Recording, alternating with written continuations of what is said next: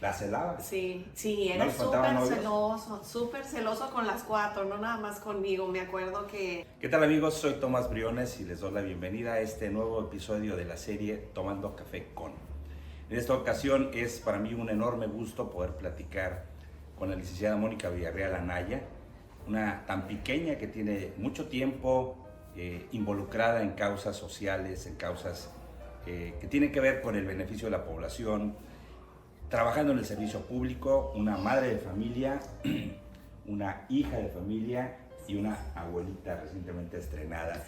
La licenciada Mónica Villarreal, a quien tengo el gusto de conocer hace un tiempo y con quien pues habíamos venido posponiendo por cuestiones de diversos compromisos este encuentro. Y bueno, pues le doy la bienvenida y gracias por recibirnos aquí en este espacio.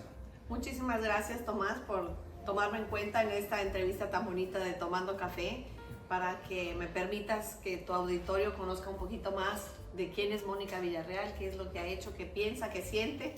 Y pues muy contenta de estar hoy aquí en casa de mi hija, haciendo esta gran entrevista. Platicábamos antes de iniciar, cuando recordábamos algunas anécdotas, que hace unos años tuve la oportunidad de conocer al ingeniero Américo Villarreal, su papá, quien fue gobernador del estado hace unos años, unos 30 aproximadamente.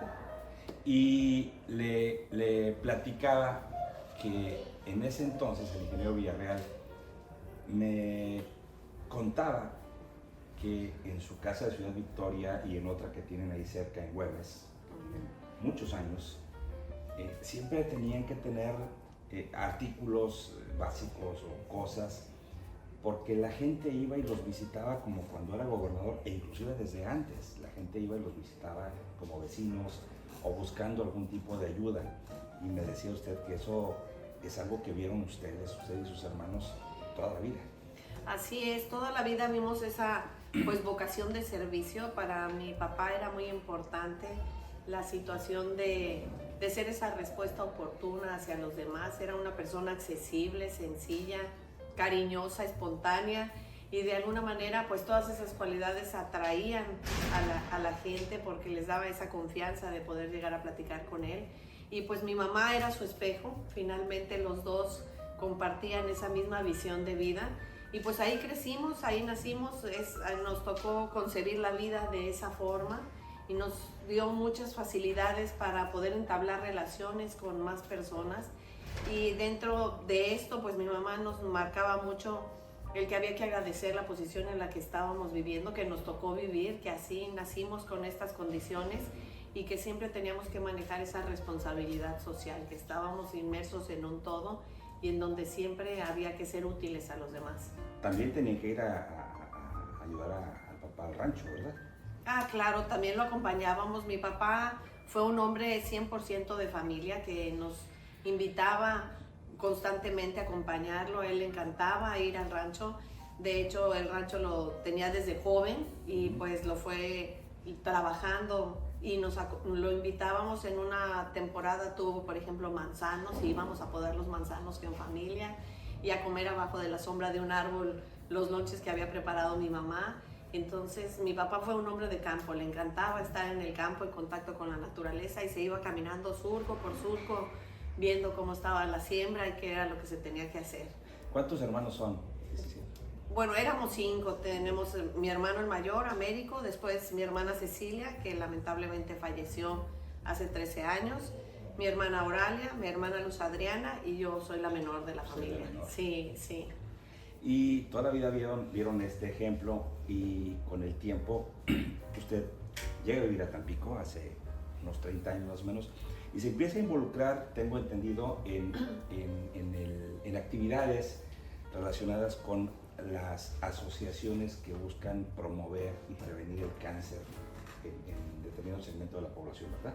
Sí, bueno, he trabajado, siempre me ha gustado esa parte de participar en diferentes actividades. Cuando mis papás tuvieron la fortuna de tener pues cargos como servidores públicos, mi papá y mi mamá siempre formó parte de un voluntariado que había en las oficinas a las que él tenía representación y pues siempre hacían ese servicio a la comunidad. Y pues yo cuando me vine acá a vivir, me casé, pues seguí haciéndolo tenía esa convicción, participé de acuerdo a mi estado de vida, es en lo que he ido participando. Cuando mis hijos estaban chicos, pues en la Sociedad de Padres de Familia, involucrarme a trabajar en asociaciones religiosas. Soy católica, entonces de alguna manera también en la Unión Femenina Católica Mexicana ahí estuve, en Club de Jardines, he participado en esa parte de asociaciones civiles apoyando, y también formé parte del patronato de la Casa Hogar de la Divina Providencia, en donde ahí pues trabajaba directamente con niños, pero la vocación era apoyar a madres pues que trabajadoras que no tenían un espacio en donde dejar a sus hijos para que ellas pudieran cumplir con un horario de trabajo. Y esta Casa Hogar se abre desde las 6:30 de la mañana hasta las 5 de la tarde, se les daban los 3 alimentos, se les bañaba, se daba toda la atención a esos pequeños para que las mamás pudieran ser proveedoras de los requerimientos que ellos tenían. Le platicaba esto porque quizá haya personas que hayan empezado a escuchar recientemente de Mónica Villarreal, pero esto es para ilustrar que tiene pues toda la vida o la mayor parte de su vida involucrada en este tipo de actividades, y que el ejemplo viene desde papá, ¿verdad? Así es, lo que vivimos en casa.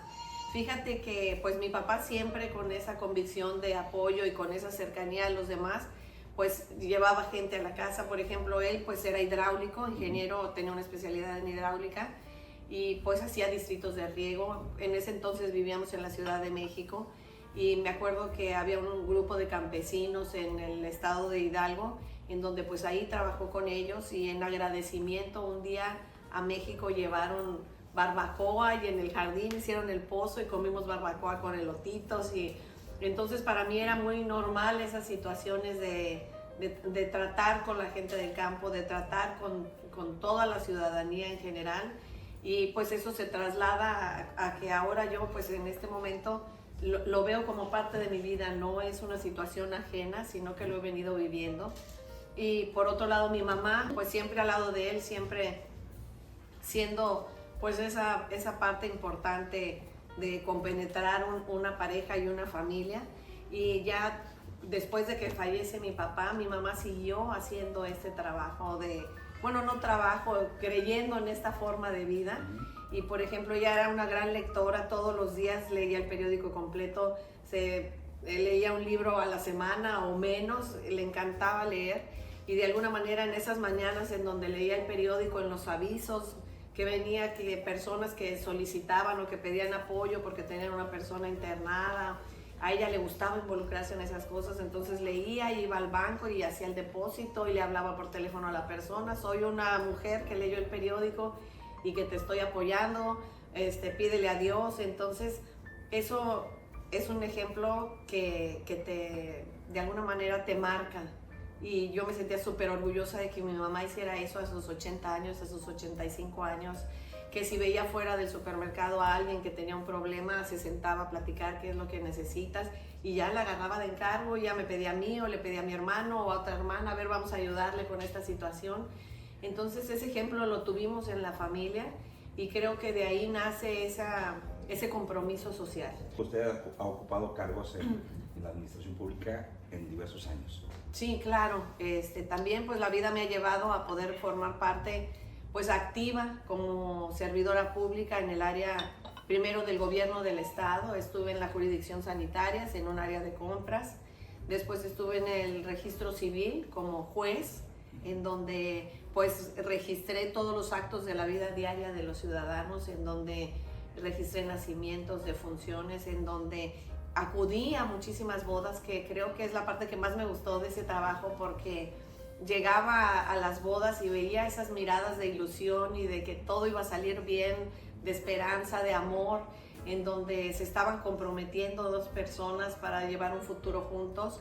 Y también pues lastimosamente registré defunciones, divorcios, y pues aprendí ahí cuál era pues el sentir de los tan pequeños, porque en cada uno de esos eventos vi la parte social y sentimental de las personas, y aprendí mucho en ese trabajo. Me gustó mucho. Me acuerdo que me costó trabajo salir de ahí para ir a la oficina fiscal del estado, en donde estuve casi 7 años, y pues cambió completamente la dinámica, porque aquí otra problemática. Sí, y era un área de recaudación de impuestos que ya no era tan social. hay que ser duro. Sí, claro, y había que pues cumplir con unos números que eran fríos, que de alguna manera había unas metas de recaudación y que había que cumplir para el Estado con ellas. Y ahí pues hacía requerimientos, hacía pues todas las gestiones, pero siempre con una situación de puertas abiertas, de poder atender a la ciudadanía. Y mi papá siempre lo decía, hay que ponerte siempre en los zapatos de la otra persona. Entonces yo cuando estaba sentada del lado del escritorio como funcionaria, pensaba qué es lo que necesita la persona que viene a sentarse para pedir un favor mío. Y parece mentira porque dices, bueno, estabas cobrándoles un impuesto, que de ahí no pudiera sacar yo pues una empatía, pero luego me encuentro en el súper a personas de, licenciada, ¿cómo está? Y pienso, ay, ¿de dónde la conozco? No me acuerdo, ni si usted me atendió en la oficina fiscal y salió a recibirme y tenía la puerta abierta. Entonces creo que esa parte humana la aprendimos en casa y que hoy se habla mucho de ese humanismo mexicano, pero que de alguna manera mi papá y mi mamá creo que fueron adelantados a su época, que ya traían esa construcción mental de esa responsabilidad social y que para mí es muy familiar hoy poder estar inmersa en ella. Es lo que le decía, no es algo nuevo, no es algo nuevo ni que se esté descubriendo para usted y para su familia. Y ahora que habla de la oficina fiscal, yo recuerdo que en esos años llegó a ser la oficina fiscal más eficiente del Estado en cuanto al nivel de recaudación de impuestos. Sí, fíjese que tengo un espíritu competitivo, entonces de alguna manera quien era la directora de recaudación en Ciudad Victoria, diariamente a las 5 oficinas, que era Tampico, Madero, bueno, no eran 6, Tampico, Madero, Reynosa, Matamoros, Nuevo Laredo y Victoria, pues nos mandaban un estimado de lo que se tenía que hacer de recaudación y para eso hacíamos pues requerimientos y muchas cosas. Y a pesar de que no éramos quienes teníamos el padrón vehicular más extenso, sino era en la frontera, pues era ese trato a lo mejor de una mano dura en el sentido de hacer los requerimientos y entregarlos, porque era una obligación llevar ese procedimiento administrativo de ejecución, pero a la vez esa parte sensible y humana de decir el gobierno está para servirte, para apoyarte, para ver las medidas en lo que puedes hacer, para realizar convenios de pago. Entonces se hicieron muchos convenios en donde dejaban una cantidad pues que ellos pudieran pagar cumpliendo con un principio constitucional en donde todos debemos de contribuir al gasto público de manera proporcional y justa. Pues ahí lo ejercíamos todos los días y creo que eso me dio la oportunidad de que me conocieran las dos partes, ¿verdad? Una parte de orden de cumplimiento y la parte sensible de estar dando pues las facilidades para que la ciudadanía pudiera cumplir. Le decía, el ingeniero Américo Villarreal es, que yo recuerde, de los últimos 30 años, un gobernador que no tuvo escándalos, un gobernador reconocido por la honestidad y un hombre de familia. ¿Cómo fue ser hija del ingeniero Américo Villarreal cuando era gobernador y cuando en esa época en México pues los hijos de los funcionarios o de los políticos tenían un estilo de vida diferente? ¿Cómo fue vivir esa etapa? Siendo usted la más pequeña y supongo yo que, aunque no lo iban a decir, la consentida de papá y mamá. Claro que sí, siempre la consentida. Pues fíjate que mis papás siempre manejaron un mismo estilo de vida, siempre se conducieron de la misma forma y cuando mi papá entró de gobernador, me acuerdo que nos fuimos a comer todos juntos y que mi papá, yo en esa etapa tenía a lo mejor 18, 19 años y que mi papá nos dijo a todos, estos somos quienes vamos a iniciar este proyecto y este es un puesto que tiene un título que él ya en 6 años lo voy a entregar y que vamos a seguir los mismos que estamos aquí juntos. Yo en ese momento no lo entendí por la juventud, decía, a ver, pero ¿por qué? Hoy digo, pues sí es cierto, todo pasa y lo que permanece son las relaciones, la familia, lo que verdaderamente era importante para él. Y en ese sentido, pues es como él llevó su administración siempre de cara a la ciudadanía y en ese ambiente familiar mi mamá seguía haciendo el desayuno. Y, por ejemplo, yo estaba estudiando en la ciudad de Monterrey. Mi papá queda como gobernador y yo estaba estudiando en la Ciudad de México. Entonces pido mi transferencia a Monterrey Y por ejemplo, yo le hablaba a mi mamá, mamá, es que quiero ir este fin de semana a verlos. Ah, bueno, mijita, pues toma el camión. Siendo hija de gobernador, yo iba a la central, sí. Me subí al camión. Y me acuerdo la primera vez que me subí, pues no sabía yo qué directo y semidirecto y no sé qué. Compré pues semidirecto porque era el que salía en 15 minutos adelante. Y fui ranchando y todo y aprendí de regreso, no pues en uno directo porque si no me tardo más. Y de alguna manera nos seguimos manejando igual, ¿verdad? Yo no entendí, yo lo vi siempre, lo viví como un cargo, como el trabajo de mi papá. Y de alguna manera hasta que en una ocasión me tocó que un gobernador posteriormente, 20 años después, me diera la oportunidad de platicar con él para una oportunidad de empleo. Me dijeron, usted lo va a esperar aquí, el gobernador va a pasar, usted todas las indicaciones. Y fue cuando a mí me cayó el 20, o sea, esa posición la tenía mi papá. Yo siempre lo vi como mi papá, que tenía un trabajo de gobernador, nunca lo vi como gobernador y fue cuando entendí la magnitud del puesto, de la responsabilidad, de lo importante que era ese cargo que él desempeñó de manera sencilla, pero tan contundente. Es decir, la diferencia de cómo lo asume alguien con otras ideas y alguien que toda su vida fue una persona sencilla, ¿verdad? No, pero también pues van cambiando los tiempos, van cambiando las situaciones. Sí. Y finalmente yo iba como una persona que quería una cita con el gobernador, no como un familiar del gobernador en turno, ¿verdad? Entonces la dinámica era completamente distinta, que no la había vivido porque siempre me había tocado, o sea, tenía el recuerdo de estar inmersa en la familia, ¿verdad? Claro. Oiga, ¿y si era la consentida de su papá? Sí, ¿o no? Bien consentida, la verdad que de mi papá y de mi mamá, aunque se enojen mis hermanos si me oyen. No, y también de ellos, porque fíjate que, bueno, yo no estaba planeada y eso siempre me echaban en cara, pero yo me la cobraba. Y de alguna manera, pues siempre mi papá y mi mamá, mis hermanos, mi hermana que falleció, Ceci, ella, por ejemplo, me ayudaba a hacer las tareas. Y yo me acuerdo que le decía a mi mamá, oye, es que regresaba de la escuela después de que me hizo la tarea, regáñala porque me la hizo tan bonita que no me creyeron, que no me creyeron que la hice yo. Y mi mamá, a ver, ayúdale a la niña, ¿verdad? Pues mi mamá ya, yo soy 5 años menor que mi última hermana, Luz Adriana. Entonces, de alguna manera, siempre me cobijaron, siempre me acompañaron. ¿El doctor es mayor? Sí, Américo es el mayor. ¿Y cómo se llevaba con él? Bien, muy bien, muy bien.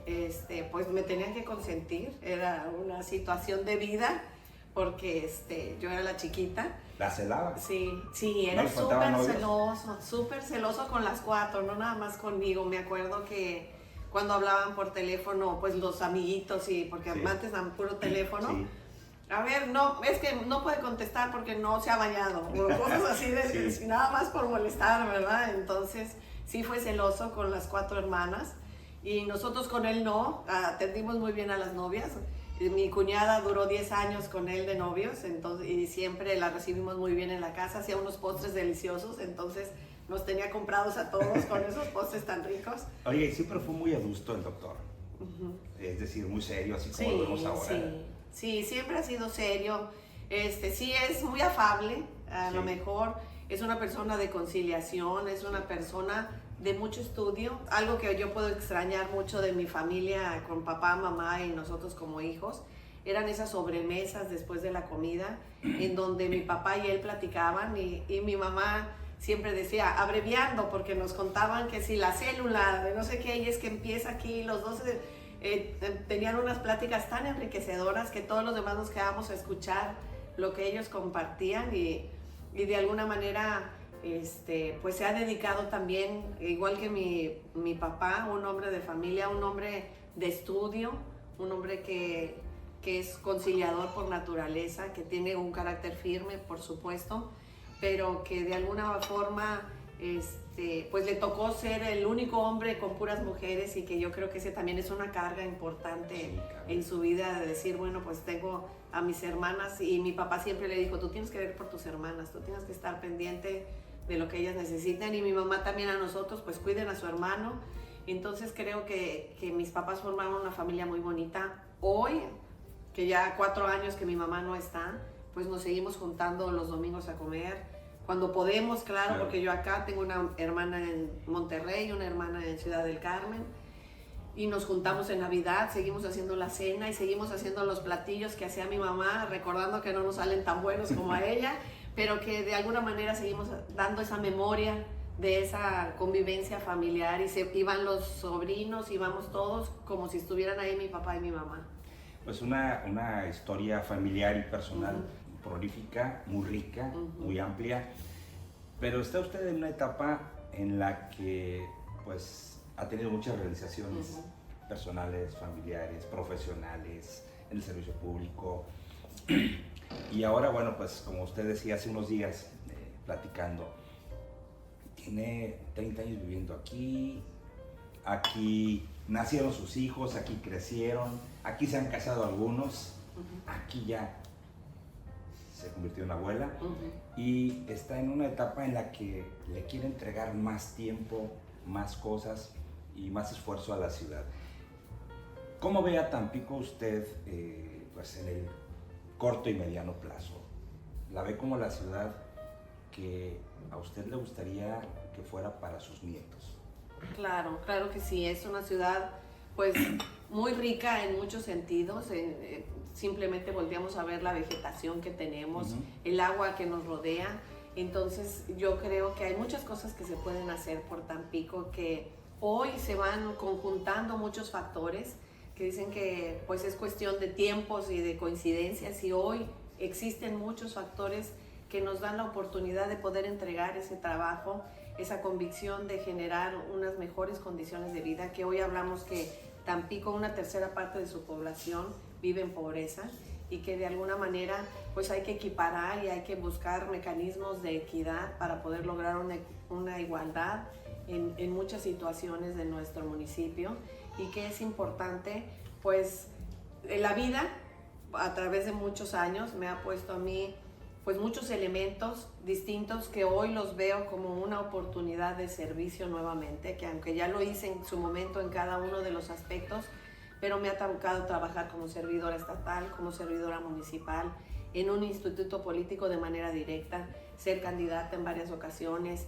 Entonces, de alguna forma, regidora, acabo de pedir licencia el jueves pasado como regidora del Cabildo. Entonces, la vida me ha puesto como en orden, pareciera que todo va pues formando un rompecabezas en donde faltan pocas piezas, y que hoy se concretan esas oportunidades gracias pues a la preparación de años atrás, y a que la vida me está dando estas oportunidades de poder ofrecer a Tampico un poco de lo mucho que yo he recibido de esta hermosa tierra, que ya tengo pues 31 años de vivir aquí, y que como abuelita veo qué legado como persona voy a dejar para mi Tampico, y eso es lo que me impulsa hoy. Hoy sé que puedo tomar este reto, que finalmente soy abuelita, pero todavía tengo muchas fuerzas, que no me puedo concebir como tal de quedarme ya en mi casa, sino que sé que hoy puedo dar muchísimas experiencias de lo que he hecho. He recorrido el municipio muchas veces, de norte a sur, y que ese conocimiento de la ciudad pues me da otra expectativa de poder tomar decisiones y de poder contribuir a lo mucho que yo he recibido de esta bella tierra. ¿Cuántos nietos tiene?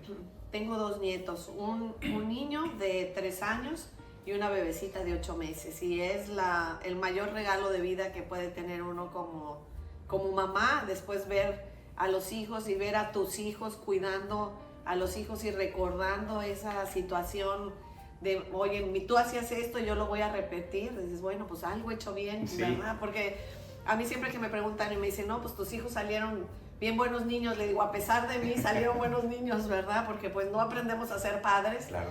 Y hoy que ya aprendí, como en la vida profesional, que ya aprendí a ser mamá, pues hoy ves que lo que tienes que entregar es amor, ¿verdad? Entonces yo creo que esa es la posición de los abuelos, que ya aprendiste el oficio de madre y que dices tú, aquí me pasé, no debía haber hecho esto, hubiera sido mejor aquello.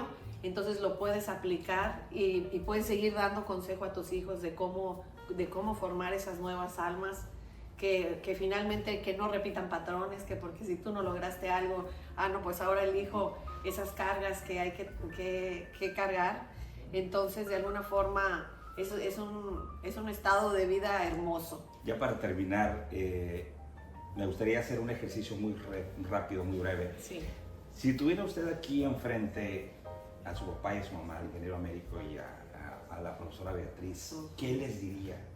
Estando en esta etapa, en este momento de su vida, como madre, como abuela, como tan pequeña, como tamaulipeca, comprometida, ¿qué les diría? Pues les diría, por supuesto, que los amo muchísimo, que son un gran ejemplo para mí, que su testimonio de vida es grandioso, que hoy ellos cumplieron con una premisa que es difícil y que pocas personas lo pueden hacer, que es el de trascender, que sus acciones hoy siguen vivas, que su presencia en esta tierra dejó una huella favorable e invaluable en el corazón de muchísima gente, que yo voy a tratar de igualar ese trabajo, que su compromiso y su tenacidad y su respeto por la vida me llevan hoy a querer contribuir de la misma manera en que ellos lo hicieron, y que por supuesto que la familia que formaron me llena de fortaleza, de esperanza y de energía y lucha para poder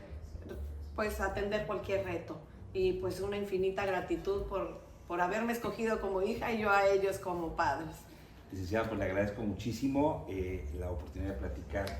Le digo, habíamos pospuesto de esta charla, sí, qué bueno claro, que fue en este momento, un momento ideal, y bueno, yo quiero agradecer a todos ustedes por habernos acompañado en este episodio de Tomando Café con, en esta ocasión con la licenciada Mónica Villarreal Anaya, tan pequeña, tamaulipeca, madre de familia, servidora pública y abuelita, orgullosa abuelita, sobre todo una tan pequeña, muy comprometida con causas sociales y con su vocación de servicio.